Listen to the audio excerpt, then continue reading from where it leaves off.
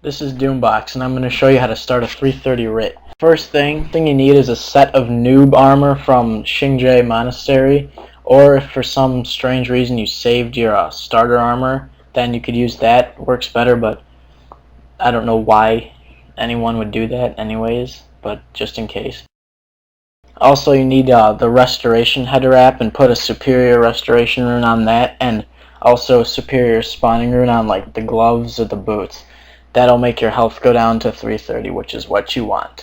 And then the rest radiant insignias, and then put runes of attunement on the other pieces just for some extra energy.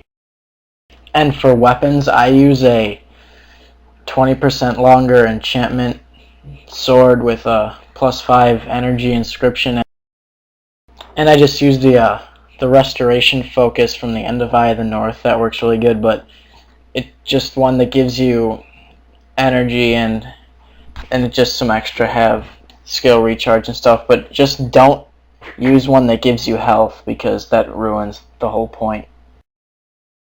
Okay, the skills you need are, for your elite, is Vengeful Woods Kahani, and then Vengeful Weapon, Spirit Bond, Protective Spirit, Reversal of Damage, which is actually optional. You can replace that with a skill that can help you depending on what you're farming. Like if it's something that's far away, you can replace with like a running skill or like or hex removal, condition removal, something like that. But if there's no other use for an extra skill, just put in Reversal of Damage. Retribution, Essence Bond, and Balthazar's Spirit. Now most of those skills you can get from the early areas in the game, like skill trainers and noob towns and like easy quests. Alright, here are your attributes, including the runes and headpiece.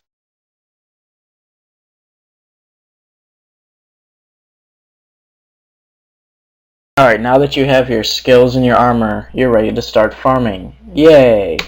Alright, before you go outside, put on your armor so you don't forget later. That's what I always do, and then I die and I'm like, why did I die? Oh, probably because I forgot to put my armor. Alright, a really easy place to start off is the Plains of Jaren in hard mode, right outside the Sunspear Great Hall. It's really easy for people new to the build. Okay, as soon as you get outside, cast up your 3 maintained enchantments. Doesn't really matter what order you cast them in. And then if you're in an area where there's bounties, just go and grab the bounty just for a few extra points. Now, on your first couple of times doing this, don't aggro the plants over there. You're going to go for this group of spiders up here.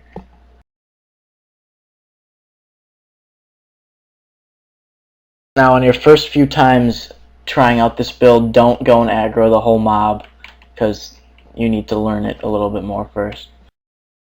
Alright, as soon as you approach the mob, before you enter it, cast up Protective Spirit, Spirit Bond, and VWK. Then run up and get like the first half of the mob.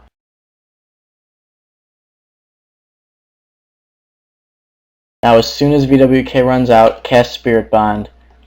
And then when you're first learning the build, just mash these 3 skills up here.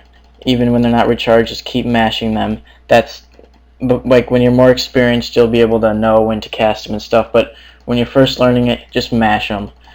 That's the easiest way to do it. And you can put in a reversal of damage every once in a while to put out a little more.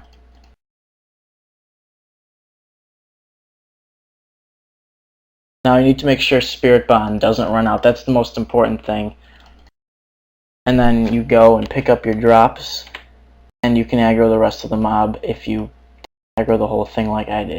Alright, just like how I almost just died because I aggroed the whole mob, I shouldn't have aggroed that many. Like if you get a huge mob like that, then sometimes Spirit Bond runs out its 10 attacks before it has a chance to recharge. Now, don't do what I just did and take that whole mob at once. That was a stupid idea. Alright, some other good areas to farm for when you're first learning to build is the Faranner, the first city. Right here there's 3 bosses. You can get elite tomes and stuff. The place right outside of Senji's Corner where there's all those vermins where everyone used to farm. That's a pretty easy place. Right outside of the Kurzik Unwaking Waters, there's a Rit boss and a Warrior boss right outside the door. Really easy to farm, get tomes and greens. This place right up here in the Boreas seabed, where there's, when you have the quest, the High Echelon job active, there's tons of Luxon assassins that you can farm. Really easy also. Also in the Norheart domains, there's a cave with a bunch of stone wolves and a boss. That's also really easy. Alright, once you get the hang of this build, you'll be able to farm a ton of areas across the game. There's like a huge 80-page essay of places to farm on the PVX wiki and on Guru. I'll post a link to that in the description. And also, if you're not taking enough damage to trigger Spirit Bond, you can remove your chest or your pants to get some more, take more damage to get the healing from it. And also, if you're in areas with heavy casters and you're dying and stuff, then it really helps to bring a monk hero that has Spellbreaker and just other random bonds like mending and stuff. And Holy Wrath also really helps. And you can just bring random other skills and BR and stuff. That also works good in the underworld. If you don't know how to trap the Ataxes behind the spirit guy, it can save you from the dying nightmares.